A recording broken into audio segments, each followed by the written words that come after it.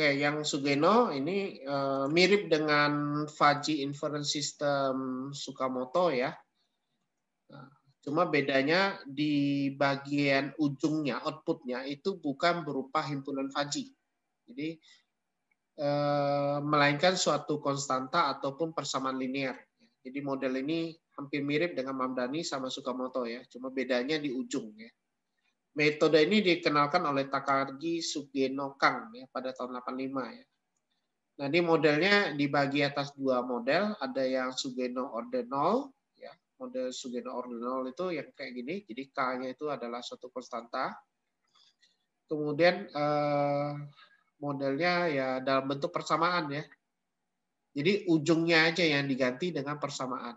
Beda dengan yang sebelumnya ya. Kalau sebelumnya itu kan Fuzzy-nya berupa satu himpunan keanggotaan Fuzzy. Kalau yang ini ujungnya adalah berupa persamaan. Nah, ini ambil contoh dengan yang tadi ya. Jadi perusahaan XYZ dengan produksi 5.000 kemasan per hari, permintaan 1.000 gitu. Barang di gudang sebanyak 600 ya. Dan seterusnya ini sama nih ya. Jadi kasusnya sama. Kemudian, nah yang sedikit berbeda adalah ini. Nah, rule-nya yang berbeda. Ya, produksi sama dengan permintaan kurang persediaan. Produksi sama dengan permintaan. Produksi sama dengan permintaan. Ya, dan seterusnya. Jadi kita coba kerjakan ini ya. Tapi penelusurannya sama ya. Hanya saja bedanya di sini. Oke. Ini karena sudah jadi Tsukamoto, saya jadikan satu file lain lagi ya. Ini sebagai Sugeno. Jadi biar terpisah gitu ya. Ini saya ganti rumusnya. Nah, jadi grafik Fuzzy-nya sama ya, grafik Fuzzy sama. Kemudian untuk ininya juga sama. Kasus permintaannya tadi 4.000 dan 300 ya. Jadi masih sama gitu ya. Hanya saja nanti di rule-nya ini berbeda. Jadi kaidah ujungnya itu berbeda. Jadi R1, R2, R3, R4-nya berbeda. Karena di ujungnya adalah satu persamaan atau satu konstanta ya. Nah, sehingga untuk nilai alfa 1, alfa 2, alfa 3 dan alfa 4 ini sama, pengerjaannya sama. Ya, jadi untuk nilai Z-nya aja yang berubah. Jadi Z yang ini kita ganti berdasarkan nilai dari ini. Jadi nilai produksi sama dengan permintaan dikurang persediaan. Permintaan dikurang persediaan. Udah, itu aja. Produksi sama dengan permintaan. Kemudian produksi sama dengan permintaan. Kemudian produksi sama dengan 1,25 kali 1,25 ya, kalikan dengan permintaan kurang persediaan. Dah dapat nilainya. Ya. Ini kita kurung dulu ya.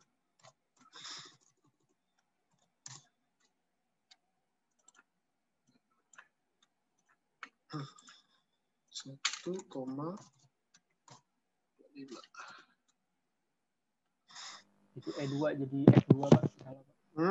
E2 jadi F2, salah. Oh iya. Ini F2 ya. Terus dia tidak muncul.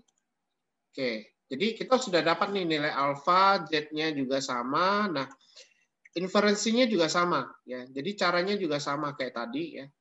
Jadi dengan cara menghitung nilai Z akhir. Ini kalau hasil akhirnya 4230 ya. Kita hitung di ini. Nilainya sama ya. 4230. Jadi ini adalah metode Sugeno. Jadi yang membedakan hanya di ujungnya aja ya.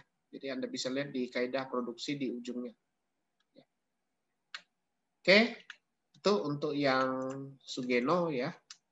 Nanti Anda bisa coba mengerjakan beberapa soal lagi, yaitu tentang ini. Mungkin bisa dicoba nih.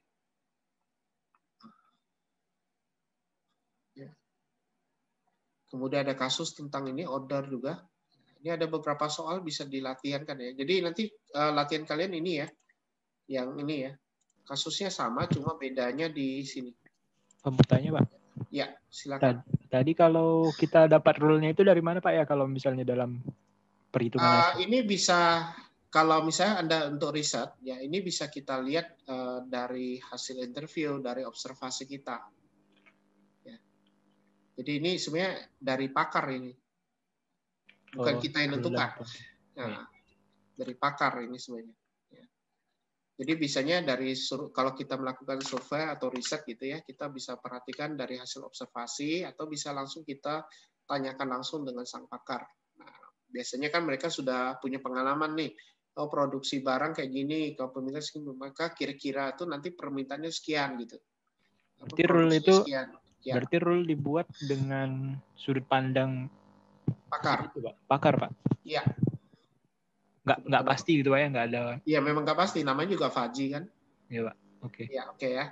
Jadi nanti latihan kalian ini ya. Jadi latihan yang Sukamoto sama Sugeno ini ya.